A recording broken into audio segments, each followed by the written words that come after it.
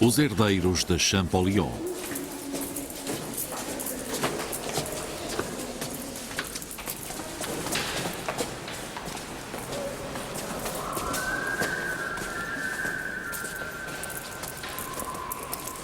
Embora a maior parte das pessoas conheça Jean-François Champollion por ter devolvido a vida ao Antigo Egito com a descoberta dos hieróglifos, ele também foi o criador, em 1827, das salas egípcias do Museu do Louvre, pois nessa época os achados ainda podiam sair do Egito e ele comprou coleções inteiras para o museu. A sua paixão foi transmitida de geração em geração e a recente reestruturação do Grande Louvre constituiu uma boa oportunidade para reavaliar essa herança, como explica a responsável pelo Departamento de Antiguidades Egípcias. C'était l'occasion unique pour nous de réfléchir en fait à ce qui est le cœur de notre métier, c'est-à-dire comment présenter les œuvres, à qui les présenter, qu'est-ce que nous voulions dire, comment faire passer notre conception de l'art et de la civilisation égyptienne. Aussi nous imposer nos choix parce qu'en fait c'est très subjectif. Quand on fait un circuit des œuvres d'art, des œuvres majeures, c'est un peu notre choix que nous suggérons au public.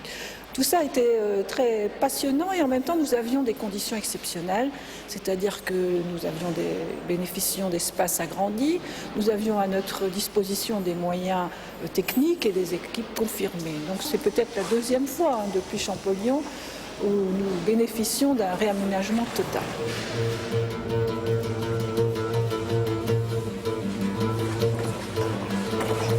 Attention, à l'avant, on va être là. Ah bon, il n'y a pas de pas là? Oui, attention, par là. Je peux aller avec toi?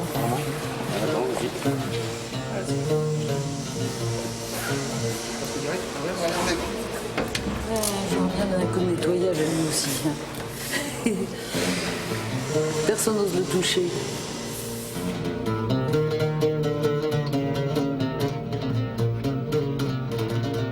Il y a ces liens très étroits entre la France et l'Égypte qui remontent même au-delà de l'expédition d'Égypte. Mais c'est vrai que la description de l'Égypte, les grands ouvrages qui ont fait connaître l'Antiquité égyptienne sont français, que ce soit l'ouvrage qui a été publié sous Bonaparte ou la description de Champollion. Le fait aussi que Champollion, qui est le premier des égyptologues, qui a découvert le secret de l'écriture hiéroglyphique, qui est le père de l'égyptologie, est un Français. Le fait aussi le musée du Caire, le service des antiquités de l'Égypte soit l'œuvre d'un autre Français, Auguste Mariette, ont fait que très tôt l'art égyptien, la civilisation égyptienne ont été populaires en France.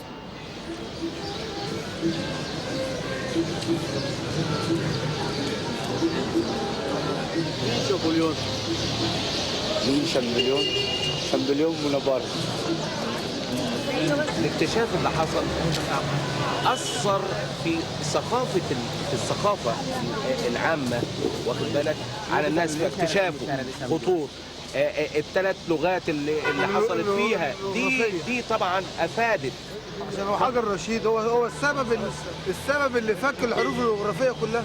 لولا جه هو في الحملة الفرنسية، جه هنا مع نابليون بونابرت في الحملة الفرنسية هنا، لولا هو جه هنا وقدر يعصر الحجر الرشيد فك رموز الكتابة الجغرافية بتاعته، ما كناش عرفنا تاريخ الفراعنة. Champollion, c'est lui qui a décrypté ou décodé l'hiéroglyphe. C'est lui qui l'a décrypté. C'est un homme prodigieux. D'abord, c'est un génie. C'est un génie très précoce. À 8 ans, à 10 ans, son frère l'emmène à Grenoble. Il commence à lire l'hébreu, l'araméen, le syriaque, il apprend le copte. Donc ça explique beaucoup, en fait, la façon dont il a découvert les secrets de cette écriture hiéroglyphique. Mais en même temps, ce n'est pas un homme uniquement de bibliothèque, c'est un homme d'action. À peine a-t-il installé son musée, a-t-il installé ses étiquettes, ses cartels, écrit son guide, il part en Égypte. C'est la première fois, donc le premier contact avec le pays des pharaons. Alors il part aussi pour faire des fouilles. Il part pour découvrir ces objets, je dirais, dans le contexte. Et là, on a également son journal de voyage, ses lettres à son frère, où il dit que de temple en temple, de stèle en stèle, il vérifie son système, il vérifie en fait son intuition géniale. Il lit un livre ouvert sur ces monuments, il retrouve la succession des rois, la succession des événements. Vi ali toda a magnificência dos faraós, as maiores obras que o homem imaginou e realizou. Abster-me-ei de descrever seja o que for, pois cairia numa armadilha. Ou as minhas palavras não conseguiriam reproduzir nem a milésima parte de tudo o que se deve dizer sobre estes objetos, ou então, se tentasse fazer um ténue esboço deles, por muito superficial que fosse, tomar-me-iam por um entusiasta, ou pior, por um louco.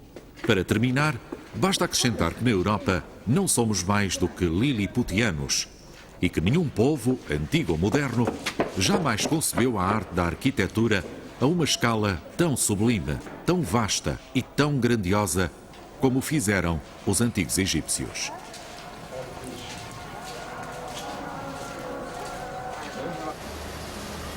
No Cairo, o busto de Champollion ocupa um lugar de honra no Instituto Francês de Arqueologia Oriental, o IFAO.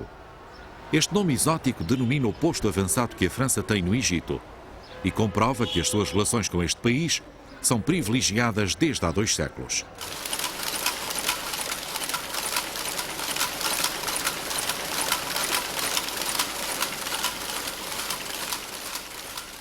Aqui todos coincidem no amor pela civilização egípcia.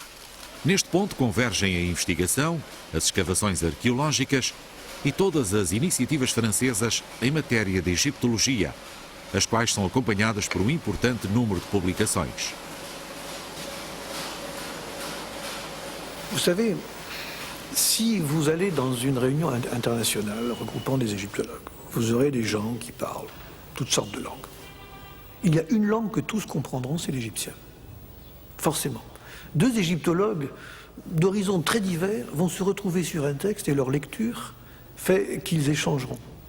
Je me souviens comme ça, il y a fort longtemps, à l'époque où j'étais étudiant, de m'être retrouvé un jour dans une université allemande et à partager une chambre en cité universitaire avec un Hongrois. Je ne parle pas le hongrois, il ne parlait pas l'allemand, il ne parlait pas le français. Nous avons échangé en latin, qui était la seule langue finalement que nous avions en commun, qui nous permettait entre autres de faire la cuisine. Nous avons fait cuire des spaghettis en latin, si je puis dire. Eh bien, les égyptologues, c'est un petit peu ça. Ils ont ce trésor en commun qui est la connaissance et la compréhension de la langue égyptienne. Alors, pourquoi la langue? Vous avez l'air de penser que c'est curieux, des gens qui viennent par la philologie. En fait, c'est la volonté propre des Égyptiens. C'est une civilisation de l'écrit, où l'on note toutes sortes de choses. On va noter depuis une comptabilité de ménagère jusqu'à un texte fondamental de théologie, mais on va le noter. Si vous allez dans les temples d'époque ptolémaïque, vous verrez que ces temples sont couverts de textes, il n'y a pas un espace vide. Un peu comme si on avait voulu résumer toute la civilisation, tout l'univers sur ces textes-là. C'est tellement vrai que quand l'empereur Théodose, au IVe siècle, a fait l'acte le plus terrible pour l'Égypte, c'est-à-dire qu'il a décidé que le christianisme était la religion de l'Empire romain, il a fait fermer les temples. Et du coup, les temples se retrouvant fermés, on a perdu l'écriture, car c'était le conservatoire, c'était le lieu de production et de conservation de l'écrit et de transmission du savoir. Et en 2 générations, la civilisation est morte. On ne comprenait plus. Pendant des siècles ensuite, on a regardé les monuments égyptiens sans savoir. Il a fallu attendre justement Champollion pour recomprendre cette civilisation, ce qui est bien le signe que sans l'écrit, on peut bien voir qu'il y a des tombeaux, mais pourquoi? À quoi servent-ils? On peut bien voir qu'il y a des maisons, mais quand vous avez des tablettes ou des papyrus portant des rôles de corvée ou autres, si vous ne pouvez pas les lire, à quoi ça vous sert? الجزء الثاني اللي هنقدر نشوفه بس حاضر اقلب يا ام هاشم يا ام عزيز صلي عزيز صلي كمان صلي عزيز صلي على ايدك على ايدك على ايدك على ايدك على ايدك اوعدك يا اوعدك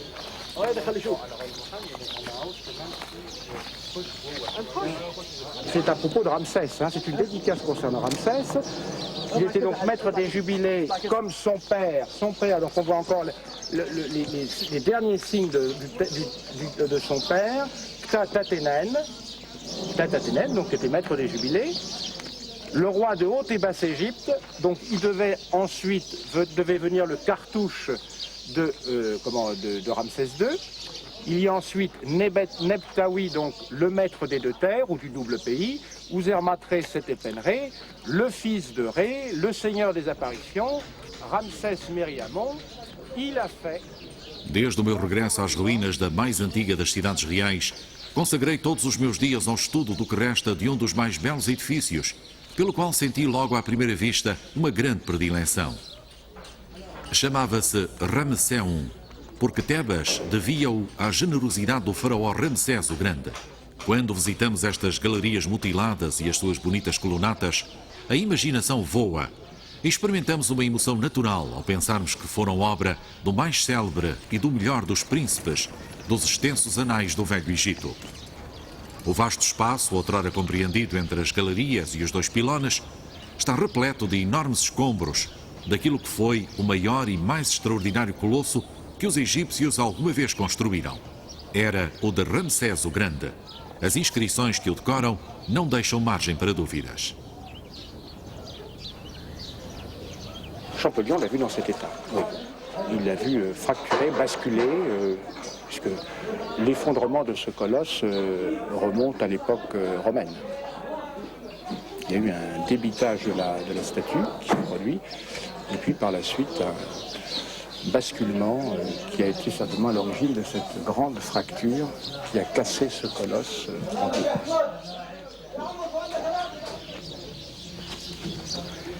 Et alors on s'est aperçu qu'en fait, il y avait sur le terrain 600 fragments qui appartiennent à ce colosse. J'aurais eu tendance à penser que ça aurait été une ciselure pour dresser la face.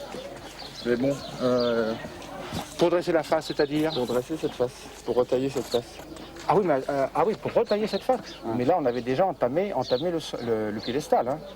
Là, il faut imaginer que devant ça, il y a encore à peu près 2 mètres de socle, de piédestal.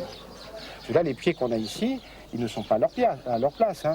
Tout ça s'était posé sur le socle. Hein. Christian Leblanc dirige em Tebas uma missão arqueológica franco-egípcia, fruto da colaboração científica com o Museu do Louvre. Está encarregado deste templo funerário consagrado ao culto de Ramsés II e cuja identificação se deve ao próprio Champollion. A sua equipa, que agrupa diferentes disciplinas, dedica-se à investigação e ao restauro do monumento, de acordo com o desejo das autoridades egípcias.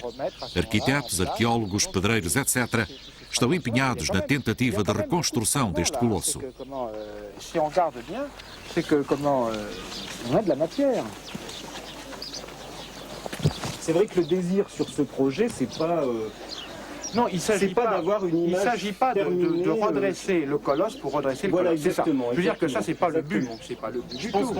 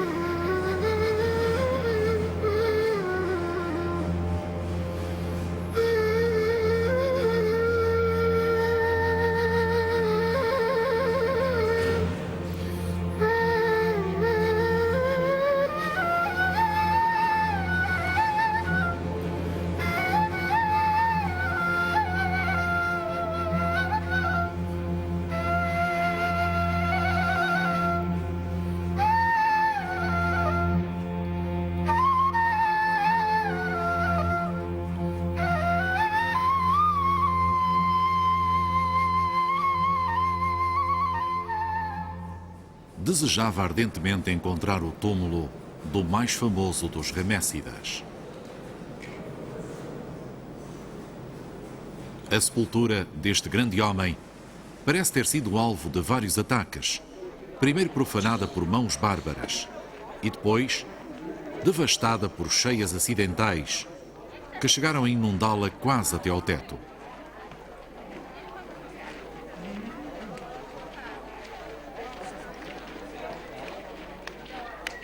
Só escavando uma espécie de túnel pelo meio destas pedras maravilhosas que formam esta interessante catacumba é que conseguimos trepar, e isso apesar do calor extremo, até à primeira sala. A julgar pelas pequenas porções que ainda se podem ver, parece que este hipogeu foi realizado em grande escala e decorado com esculturas do melhor estilo. Là, il y a encore une pièce là. Ouais. Là, il y a encore une pièce. Et alors, dans cette pièce, qui a beaucoup souffert, parce que là, les plafonds se sont en grande partie effondrés, de grandes écailles sur les plafonds. Et puis, on voit bien, il y a encore des traces, il y a aussi des banquettes qui sont placées contre les parois. Est-ce qu'on éprouve une excitation particulière la première fois qu'on rencontre ces choses-là? Ah oui, parce que là, c'est quand même toute une découverte d'un contexte qui n'a pas été, disons, revu depuis des générations, depuis des siècles. Puisqu'il faut dire que pendant très longtemps, la tombe de Ramsès II était tout à fait inaccessible, on ne pouvait pas pénétrer là. Les corridors étaient entièrement bouchés par des sédiments sur 3 mètres d'épaisseur. Donc on ne pouvait pas avoir accès dans ces lieux. Là, c'est toute une redécouverte de l'intérieur de la tombe, dans un état, évidemment, qui est assez épouvantable. Mais ceci dit, c'est quand même évidemment très émouvant et très impressionnant de se retrouver quand même là dans les salles, dans ces chambres, qui jadis ont renfermé quand même des quantités de biens funéraires qui accompagnaient le roi dans sa dernière demeure.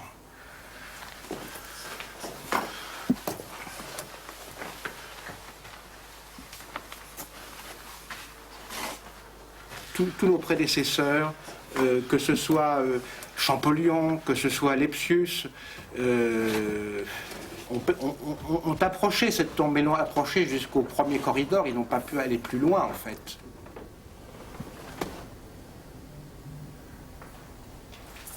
As escavações sistemáticas conduziram, por certo, à descoberta do sarcófago deste ilustre conquistador.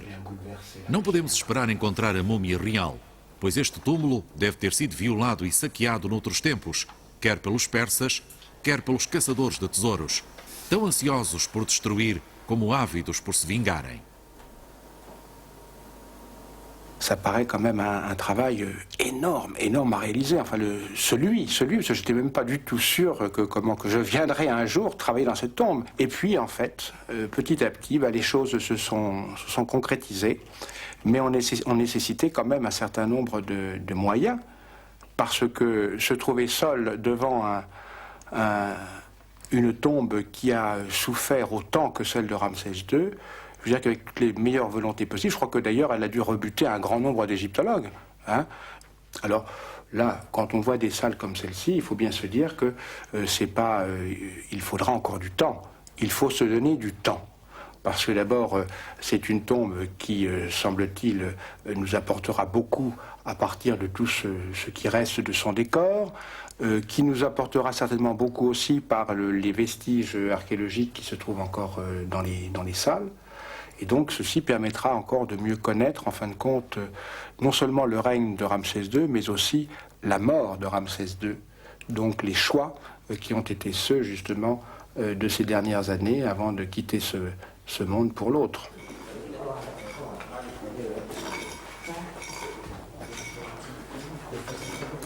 En fait, sur le trésor funéraire de Ramsès II, on ne connaît pas grand-chose, on ne connaissait pas grand-chose jusqu'à ces dernières années, il faut bien le dire.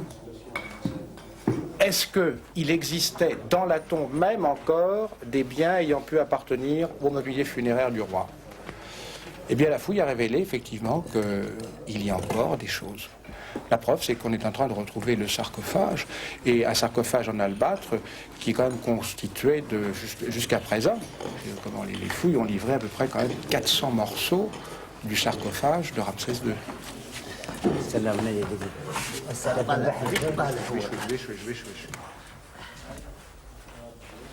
Voilà. Bon. Alors, attends. نشوف إذا كان ما فيش رسم ولا حاجة. là. C'est-à-dire que si on n'avait pas aujourd'hui les moyens qui permettent justement d'engager ces confortements de la tombe, de préparer justement ces restaurations de la tombe, jamais il aurait été possible de pouvoir faire la fouille, d'engager le déblaiement de la tombe de Ramsès II. Il faut bien le dire que pour celui qui doit travailler dans cette tombe, et surtout tous les ouvriers qui sont là, il y a quand même un très gros travail, il y a des risques dans cette tombe.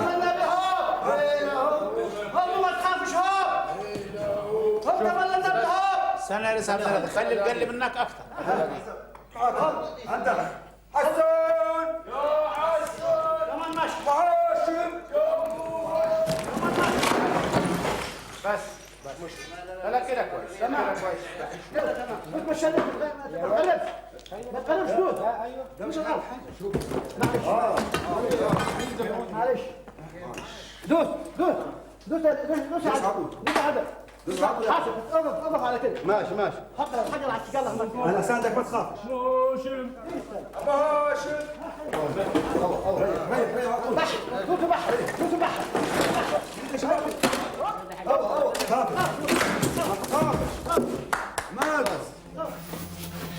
Oui, alors là, il y a tout le matériel qui est rassemblé, le matériel qui provient de la tombe de Ramsès II, comme cette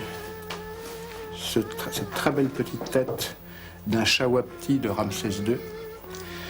On a là tout à fait le visage, en fin de compte, le portrait de Ramsès II avec ce nez légèrement aquilin, cette bouche les lèvres très, très plates. C'est vraiment un document très émouvant retrouvé dans le contexte de la salle du sarcophage.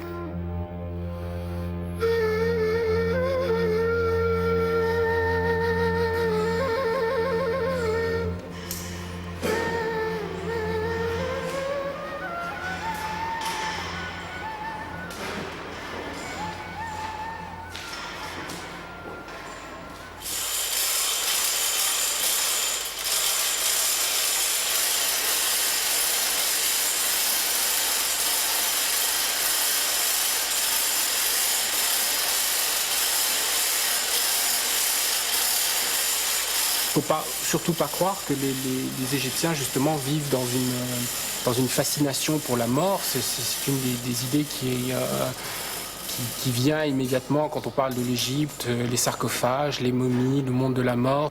Cette fascination n'existe pas. Les Égyptiens, comme n'importe quel être humain, détestent la mort, la craignent, c'est leur abomination, comme ils le disent. Et cette mort, elle est combattue dans ses effets auprès des vivants. C'est-à-dire que l'on va essayer de maintenir par tous les moyens possibles le lien avec la terre des vivants, comme on la désigne dans les textes, soit par la tombe, bien évidemment, par justement le culte funéraire, par le nom, par le fait qu'on se souvienne de la personne, et également, quelquefois, par des représentations telles que vous avez pu les voir, des statues ou d'autres dispositifs. C'est une vitrine qui est destinée à accueillir le plus long exemplaire de ce que l'on appelle communément le livre des morts. Cet exemplaire, en fait, n'est plus un rouleau entier tel qu'il se présentait à l'origine, mais il a été collé donc vers la fin du 19e siècle sur des grands cartons que vous avez ici. Et la vitrine donc, a été conçue sur une telle longueur pour permettre la juxtaposition en fait, de ces cartons. Et maintenant, c'est les aménagements que l'on peut faire face justement à la longueur générale des cartons que l'on est en train de mettre en place.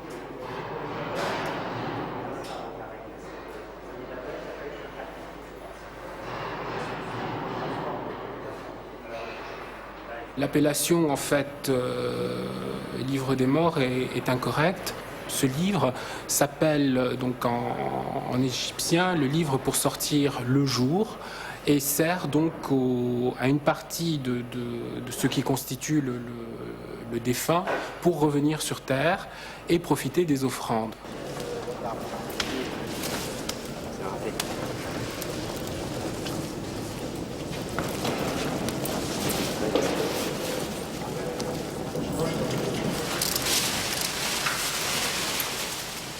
C'est vrai qu'il est assez excitant de sentir les gens à travers leur écriture.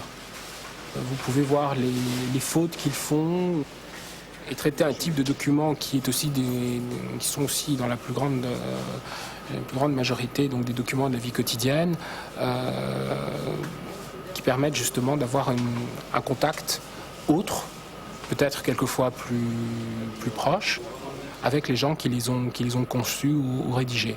Et il y a aussi le contenu des textes, en particulier les lettres qui peuvent être extrêmement émouvants et justement donner un éclairage un petit peu différent sur ce que l'on peut s'imaginer. Donc savoir que ce sont des gens qui sont honnêtes ou malhonnêtes, qui sont parjures ou pieux, qui ont des difficultés concernant le lendemain, la vie quotidienne, qui s'inquiètent pour un certain nombre de choses, qui peuvent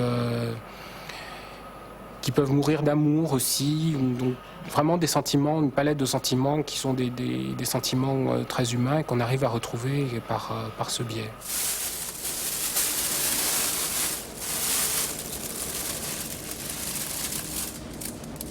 Il y a une odeur dans ces paniers, hein. Il y a l'odeur des soupes d'assoin.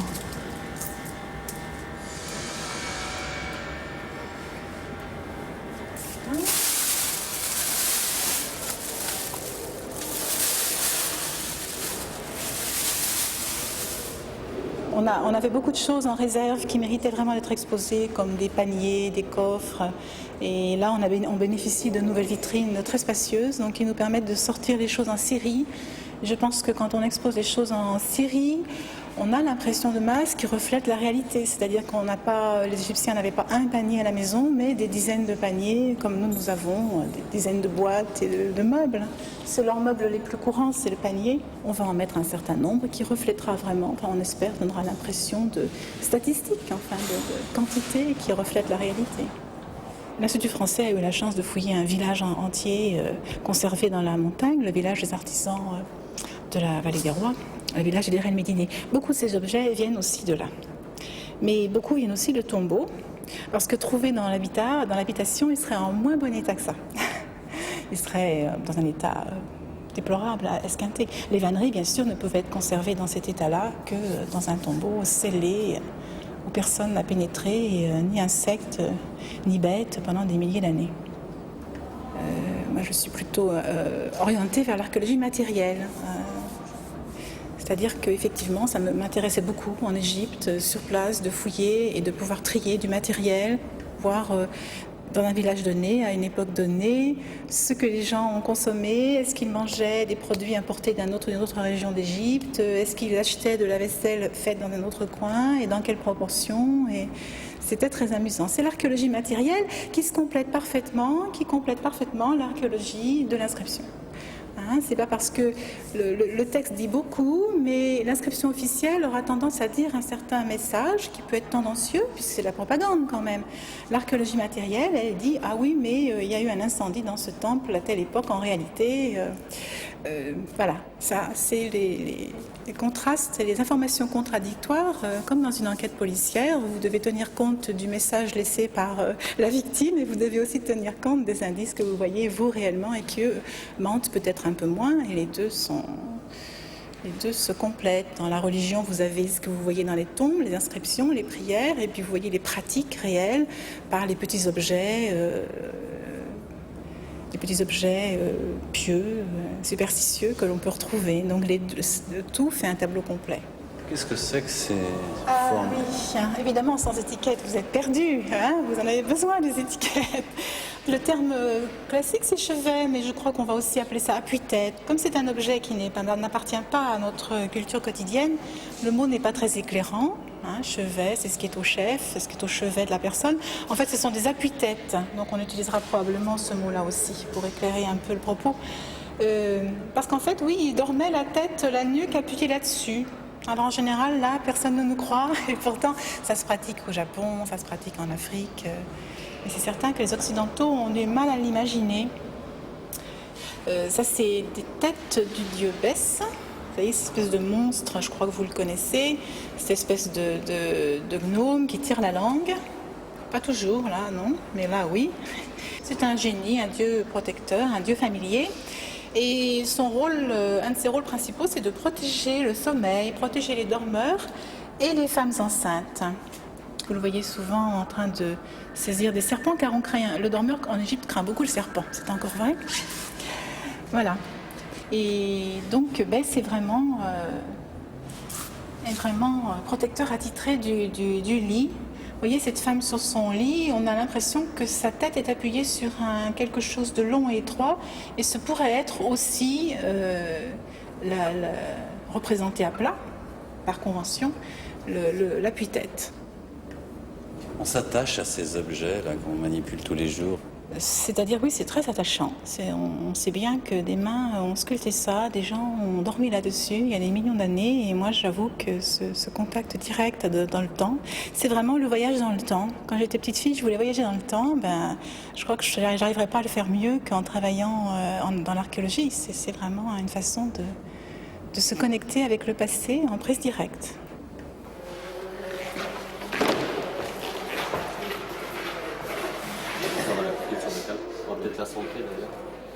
Il y a vraiment des messages égyptiens qui s'adressent aux hommes d'aujourd'hui, puisque vous savez, il y a ce fameux appel aux vivants qu'on trouve dans les tombeaux et qui dit en substance « Oh, vous, le passant qui passez devant ce tombeau, dans les milliers d'années à venir, dites cette prière, donc une offrande de pain, de bière pour l'âme de monsieur Untel, donc le mort. » Donc le cas de figure a été prévu que le passant devait être invectivé et bien après la mort dans la chapelle du tombeau, et pourquoi ça ne marcherait pas ici aussi pour le musée, de façon à ce que le passant participe à l'éternité du défunt.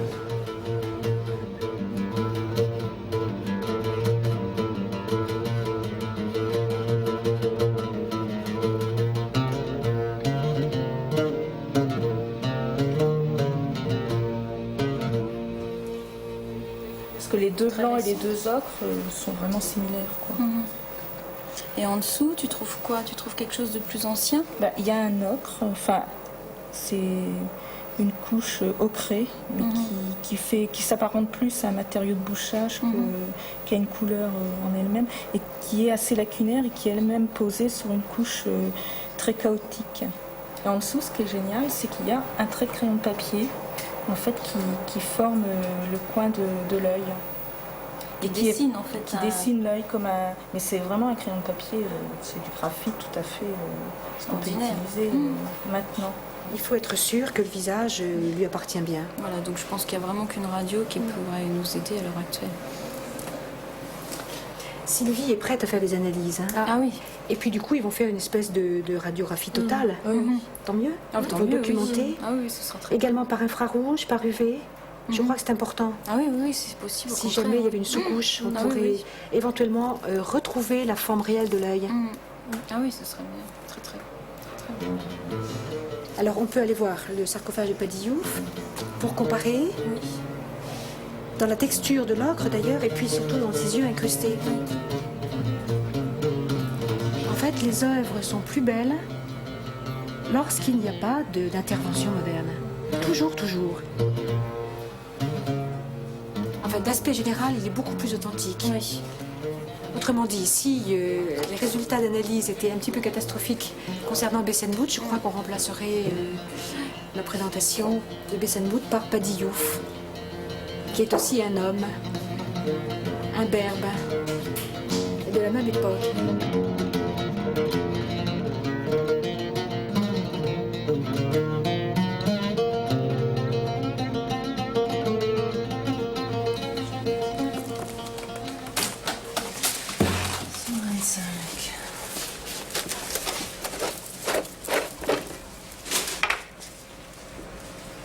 Tu crois? Ça me paraît léger sur le coup. Enfin, on faisait à peu près ça pour ensemble. Voilà.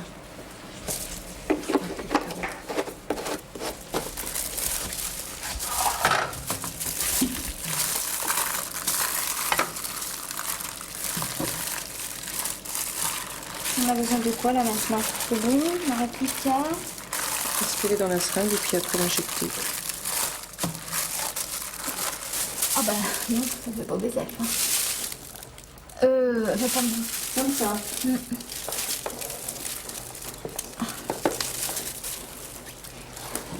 Oula, t'as bougé. Il faudra qu'on le restabilise après parce que ça va pas arrêter de lisser.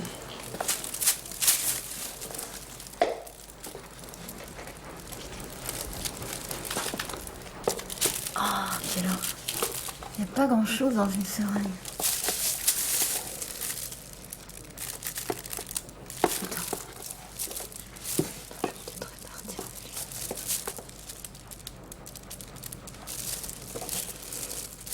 Mais il en faut, hein. En fait, on travaillait sur un sarcophage et on a proposé à Madame Delange de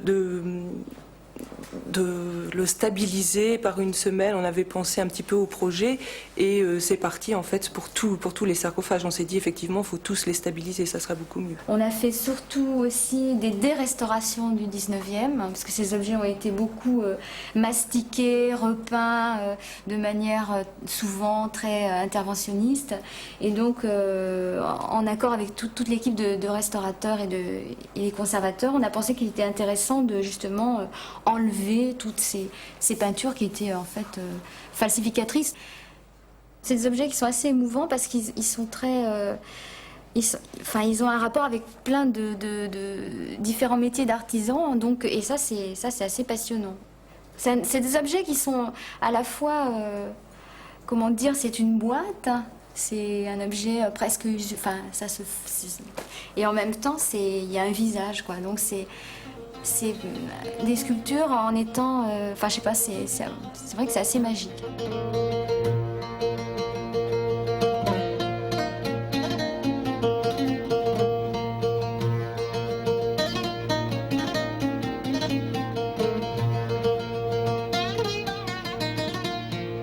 Alors, est-ce que les sarcophages étaient debout comme ça dans la réalité? Alors, dans la réalité, c'est évident qu'ils étaient à l'horizontale, couchés dans la tombe de la personne à qui appartenait la sépulture, mais il y avait un rite particulier au moment de l'enterrement qui consistait à recevoir des lustrations pour ouvrir les yeux et la bouche magiquement. C'est le rite de l'ouverture de la bouche et des yeux pour pouvoir vivre dans l'au-delà, souffler, respirer, voir et continuer sa vie à perpétuité. Pendant ce rite, ils étaient debout, alors c'était comme dans Tintin, les cigares du pharaon. Alors, l'idée maîtresse vient tout de même de là, c'est l'image de Tintin.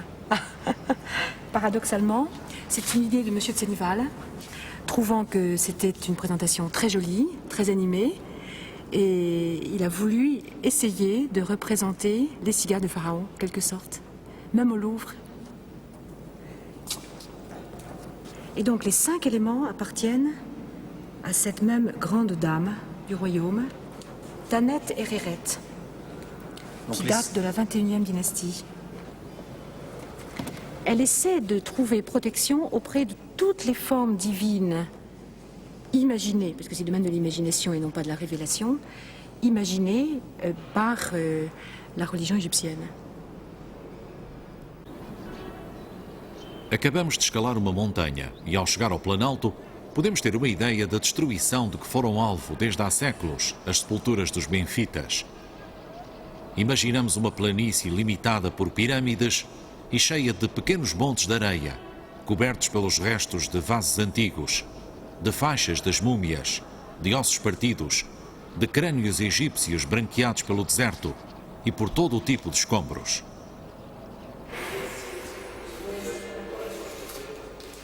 Em 1829, a ruína e a pilhagem ameaçavam os monumentos antigos.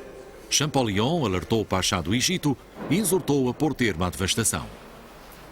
O interesse da ciência exige que as escavações não parem, mas que os escavadores fiquem sujeitos a um regulamento, de tal maneira que a conservação dos túmulos já descobertos e dos que futuramente se descubram fique totalmente assegurada e garantida contra os atentados da ignorância e da inveja cega.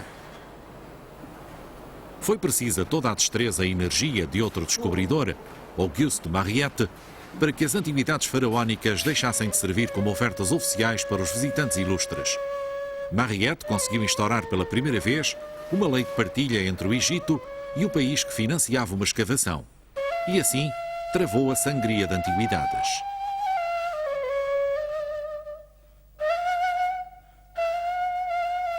Alors, le deuxième grand personnage, c'est Auguste Mariette, qui était attaché au département égyptien et qui, en 1850, est envoyé en mission par le musée pour acquérir des papyrus. L'affaire se passe mal. Les Anglais étaient arrivés avant nous. Il y avait eu quelques problèmes avec les bons moines des monastères du Sinaï. Et muni d'un petit pécule, eh bien, Mariette décide d'engager des ouvriers et de lancer des fouilles. Et alors là, c'est une des grandes aventures de l'égyptologie, c'est la découverte de sphinx en sphinx, de la sépulture des taureaux sacrés Apis, qu'on appelle le Sérapéum, des tombes qui sont creusées dans la falaise de Saqqara. Et puis, chemin faisant, il découvre aussi des nécropoles, des cimetières du temps des pyramides. Et grâce au premier partage de fouilles, c'est comme ça que le fameux scribe accroupi arrive au Louvre.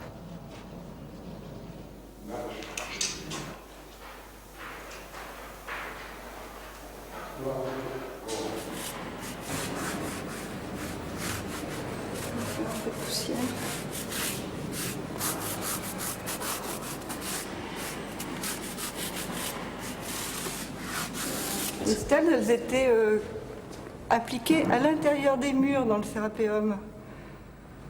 Maintenant, en Égypte, il y a les trous. C'est un peu dommage. Le Sérapéum, c'est une galerie souterraine immense, qui fait des kilomètres. On peut encore fouiller, il y a encore beaucoup de choses à trouver. Il y a encore des kilomètres à trouver. Depuis qu'on a les fouilles en Égypte, en fait, je pars avec l'équipe d'archéologues. Je fais des études d'archéologie aussi. Je suis en fait égyptologue au départ. Hein. J'ai fait de la restauration en plus. Mais ma formation, c'est égyptologue. Donc, ça, c'est assez passionnant de retrouver l'objet brut de fouille. Ça fait plaisir. Pour un restaurateur, c'est bien. C'est le suspense, c'est le vrai suspense. Parce que dans les musées, bon, tout est plus ou moins publié, connu. L'archéologie, c'est zone de terrain, c'est quand même plus... C'est fascinant. Et puis, c'est aussi le contact. Rien ne remplacera le contact vraiment avec le terrain. Et on sent les objets, on sent la vie de ces objets qu'il y a autour. C'est formidable. Parce qu'ici, dans un musée, on les voit mis comme des œuvres d'art sur des socles ou dans des vitrines. Mais là, ils sont à leur place dans le sable. Mais c'est surtout c'est la vie quotidienne qu'on retrouve de plein pied. On a basculé d'époque, c'est génial. On est très admiratif parce que Mariette, il a fait quand même des choses en quelques années. Il a fait le tour de l'Égypte. Il a mis en évidence des tas de monuments, mais c'est inimaginable. Bon, évidemment, Champollion, c'était encore plus extraordinaire. Mais je veux dire, de sortir du sable tous ces monuments les uns après les autres, c'est fascinant. Sauf que nous, on a des petits moyens par rapport.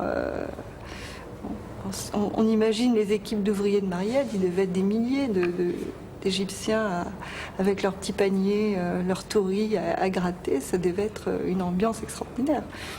Il y a les champs, il y a toute la vie avec les ouvriers. C'est vrai qu'on communique beaucoup. On partage tout. On est dans le désert tous ensemble. On est devenus tous des amis. C'est vrai que d'une année sur l'autre, on les retrouve. Donc, bon, il y en a qui ont des enfants qui sont mariés, qui eux s'inquiètent aussi de nous, savoir ce qu'on fait quand on n'est pas en Égypte. Ça crée des liens. Ça. On a des vieux ouvriers qui sont adorables. Alors, ils nous apportent un pain, des boulettes de viande, un peu de salade. C'est vraiment... On ne peut pas imaginer, on ne vit pas du tout comme ça chez nous. Donc c'est la vie à la campagne, mais dans le désert. احنا لاحظنا ان في ستات كتير بيشتغلوا هنا. هل دي بالنسبه للوضع بتاع القريه او بتاع ده شيء عادي ولا طبعا هنا القريه بيعتبروه موسم برضه. بيعتبروه موسم المنطقه في الاثار ده معروف. عاده من زمان من الجدود كمان مش من الستات. الستات وكله. حتى من ايام منطقه. حتى من ايام منطقه كان يعني بقول لك زي موضوع مثلا زرعه القطن، زي زرعه الرز، زي زرعه معروف في شهر كذا نبدا نجمع محصول الرز او محصول القطن او الحاجات دي. برضو احنا في شهر كده بيجي محصول الايه الاثار ده من الناحيه يعني الاقتصاديه. من ناحيه التعاون ده بنتعاون على اساس زي ما هو بيجوا من فرنسا عشان يشتغلوا ويعملوا حاجات، احنا برضو نيجي نشتغل لان دي بلدنا وبنحاول نتعاون معاهم. يعني دلوقتي احنا سمعنا يا حاج ان انت مسؤول عن تنظيم يعني انت بتشتغل على كذا مستوى يعني. هو بالنسبه للعمل بينه وبين بالذات ميسيو فيليب اللي هو مدير البعثه، انا بعتبره مش عمل، انا بعتبره حاجه اكثر من العمل، ده اللي بينه وبينه. Tanis, a antiga cidade bíblica do delta do Nilo, prepara-se para o início da campanha de escavações. Estão todos à espera de Philippe Brissot, o chefe da missão francesa. As fotografias dos membros da equipa, retocadas e coloridas, conservam a recordação daqueles que vêm todos os anos a esta casa de escavação. Daqui a instantes, na presença dos responsáveis egípcios, proceder-se-á à abertura dos selos que protegem os armazéns onde se guardam os objetos encontrados nas escavações.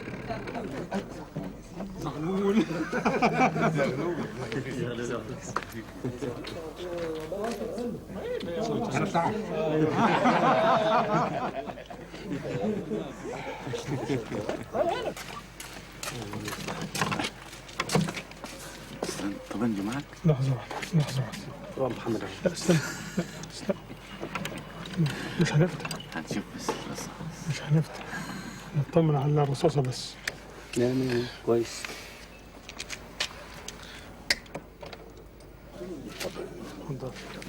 لا انت لو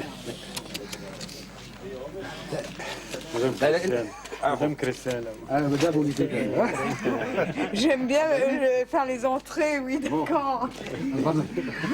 Bien fait.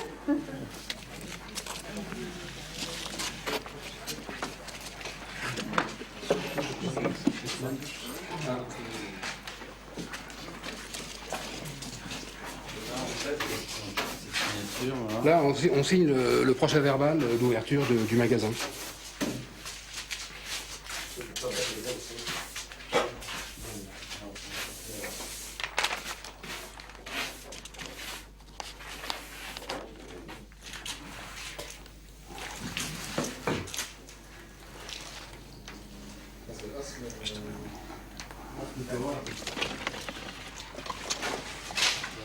Ça, tout ce qui est dans ce magasin-là, c'est le matériel qui est enregistré dans le livre de police de l'Organisation des Antiquités.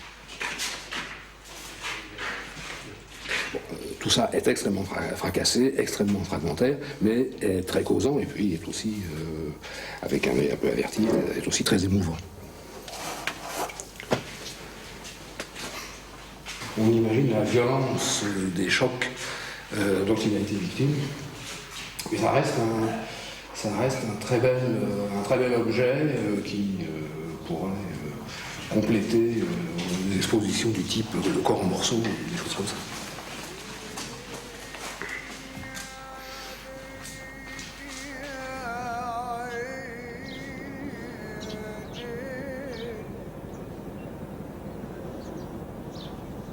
Tanis foi visitada pelos sábios da expedição de Napoleão Bonaparte, mas as primeiras escavações a sério foram empreendidas por Mariette.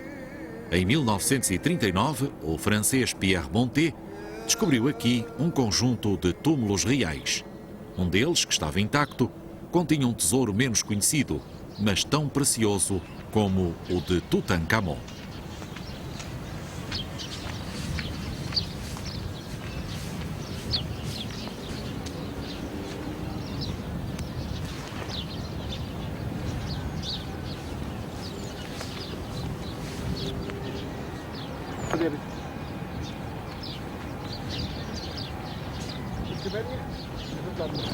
Le but de notre travail, c'est de trouver des objets, d'analyser la structure des terrains, mais c'est pas en soi, c'est justement pour essayer de comprendre comment vivaient les Égyptiens à ces époques-là. Et il y a, je me rappelle, dans le centre du Tel, un temple que l'on a découvert il y a quelques années, que l'on appelle entre nous le lapin, pour tout un tas de raisons. Et donc il y avait une tranchée de plusieurs dizaines de mètres. Dans un sens, de quelques mètres de large, dans l'autre et de 3-4 mètres de profondeur. Et quand nous avons retiré tout ce sable, nous nous sommes retrouvés finalement transportés il y a en gros 2000 ans, au moment où les ouvriers qui ont creusé la tranchée de fondation sont sortis de la tranchée de fondation pour que le sable de fondation soit déposé. Et il y avait encore dans la terre toutes les traces des outils, les coups de pioche pour tailler le trou. Il y avait l'escalier qu'ils n'avaient pas encore complètement enlevé, parce qu'on imagine que ça s'était terminé. Il va y avoir des retards par rapport au programme, tout ça s'était terminé un petit peu rapidement. Allez hop, on enterre tout ça, de toute façon ça ne se verra plus. Donc là, on a vraiment été confrontés à quand on était au fond de ce trou, qu'il n'y avait que le ciel au-dessus de nous, on pouvait avoir l'impression d'être, il y a 2000 ans, avec les ouvriers qui venaient de sortir. C'était exactement frais. Et après, il y a eu ce côté même très triste de voir, parce que vous voyez comment le terrain se présente, vu le sous-sol salé, en quelques heures, les parois de terre se sont commencées à se désagréger. On a pris d'ailleurs des moulages, on a pris des photos et on a pris des moulages pour regarder d'ailleurs des traces des types d'outils qui avaient été utilisés. Mais c'était extraordinaire. Là, on a eu vraiment l'impression que le temps s'est compacté et que 2000 ans avaient disparu. On descendait dans le trou et on retrouvait les gars qui étaient en train de creuser. Ils venaient juste de sortir, et presque encore la théière, enfin pour autant qu'il y ait des théières à l'époque, il y avait encore la théière qui fumait. C'était vraiment extraordinaire, comme impression.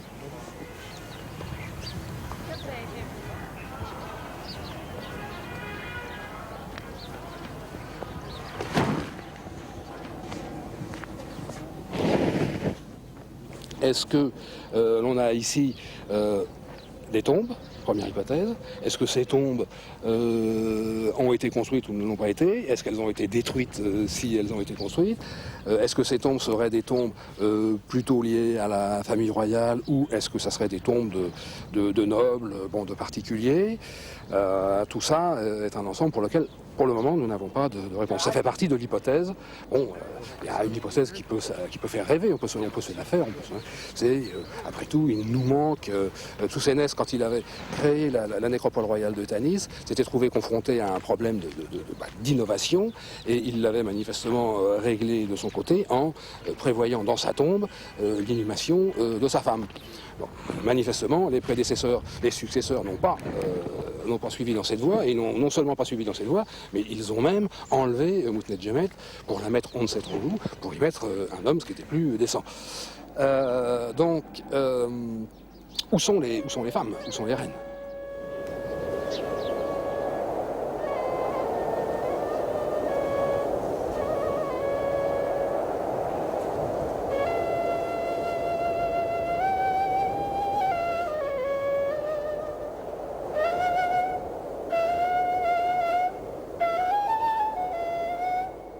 C'est une enquête policière pour arriver au lieu qu'on cherche, bien sûr. Il faut d'abord écumer toutes les publications, la moindre petite note, la moindre réflexion d'un archéologue. On a travaillé sur des textes de Miss Murray qui est passée à Saqqara en 1907, par exemple, qui était une Anglaise. Bon, 2 lignes de Miss Murray nous ont permis de retrouver à peu près l'endroit où Mariette avait mis en évidence la chapelle du Mastabak, qui est au Louvre maintenant.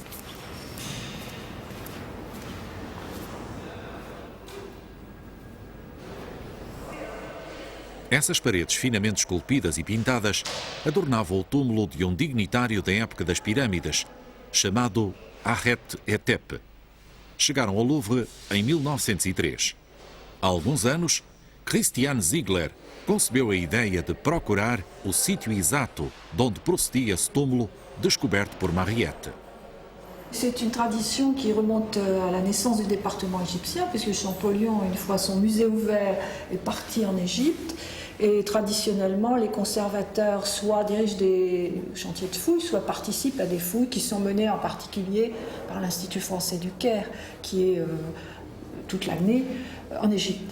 Alors pourquoi? Eh bien, tout simplement parce qu'il y a un va-et-vient nécessaire entre les objets des musées qui souvent ont perdu leurs racines, sont privés de leurs origines, sont des fragments, même si quand ils sont entiers, ils sont les éléments d'un tout, et la connaissance intime du terrain avec cette archéologie vivante qui fait qu'on remonte à travers les siècles et les millénaires dont il s'agit d'Égypte et qu'on comprend beaucoup mieux la fonction d'une œuvre ou d'un monument quand on le trouve dans son contexte archéologique.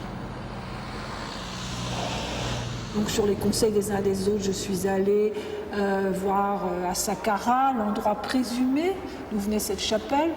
Ça a commencé comme ça, on est parti à trois, un photographe, un restaurateur et moi. J'ai engagé des ouvriers, mais ça c'est un peu dans la tradition de Mariette de tous nos prédécesseurs. Puis avec un collègue égyptien, nous avons vu que finalement il suffirait quelques jours, quelques semaines pour déblayer l'endroit supposé, puisqu'on voyait des blocs de pierre apparaître, des bruits crus, donc on s'est dit c'est là. Puis très vite, nous nous sommes rendus compte qu'on n'était pas vraiment à l'endroit du mastaba, parce que ces briques n'étaient pas des briques des temps des pyramides, mais de l'époque chrétienne. Donc nous nous sommes dit, on va commencer de vraies fouilles, et d'année en année, nous nous sommes rapprochés de l'endroit de la chapelle Laretotep. Maintenant, nous savons où elle est, nous l'avons trouvée il y a 2 ans. Et elle s'inscrit en creux sur le site, c'est-à-dire qu'on a vraiment au sol le plan des premières assises de cette partie décorée. La construction elle-même, eh bien, nous ne l'imaginons vraiment pas comme nous l'avons découvert, car petit à petit, d'année en année, nous avons exhumé du sable. Il faut voir, il y a une hauteur de 10 mètres de sable, ça a été enseveli par le vent, par les déblais aussi des fouilleurs. Et nous nous sommes trouvés face à un monument qui a plus de 6 mètres de hauteur et donc une seule façade, puisque nous n'avons trouvé qu'un angle, à plus de 30 mètres de long, et nous voyons s'enfiler sous le sable vers la pyramide de Djéser, encore un parement de calcaire très très beau, très blanc. Donc c'est une des tombes les plus grandes, les plus imposantes de Saqqara.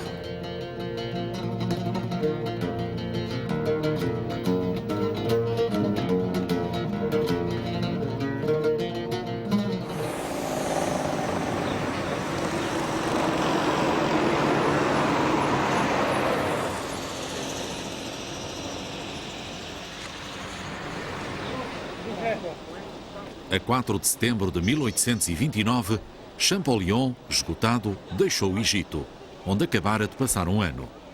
Levava com ele uma grande quantidade de objetos para a secção egípcia do Museu do Louvre, bem como várias gravuras e centenas de desenhos, que fariam avançar a incipiente egiptologia a passos de gigante.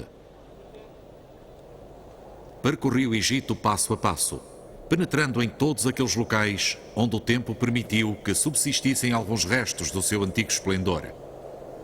Os materiais que recolhi superaram as minhas expectativas. Com grande dor do meu coração, despedi-me da magnificência de Tebas. Acrescentarei apenas que, por várias vezes, observando o amanhecer, sentado no enorme colo de Memnon, nenhum acorde musical saído da sua boca conseguiu distrair a minha atenção do quadro melancólico que contemplava. A planície de Tebas, onde jazem espalhados os membros da mais antiga das cidades reais.